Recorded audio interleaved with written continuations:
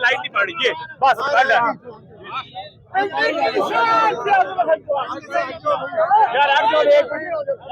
यार आगे से तो हट जाओ भाई, फालतू लोग।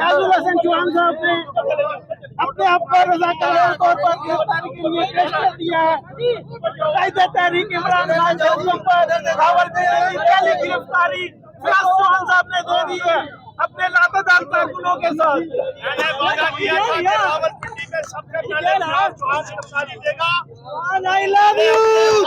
भाई आप तो आगे से हट जाओ यार, आप तो वादा पूरा किया।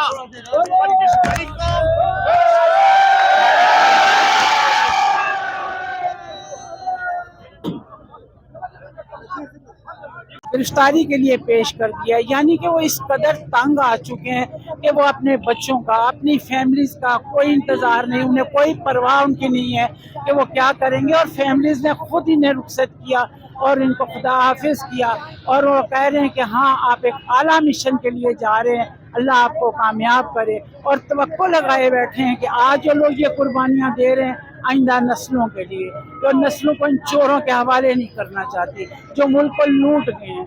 और अब हम बर्दाश्त नहीं कर सकते। पहले अवाम नहीं बोले तो आप बारी लगा के आते रहे, और अब ये बात नहीं चलेगी। और इमरान खान को मेरा सलाम है, और मैं उनको कहती हूँ कि तू ऐसा लीडर है जिससे सबको यकजा कर दिया है, गरीब अमीर एक ही सफ में खड़े हो गए।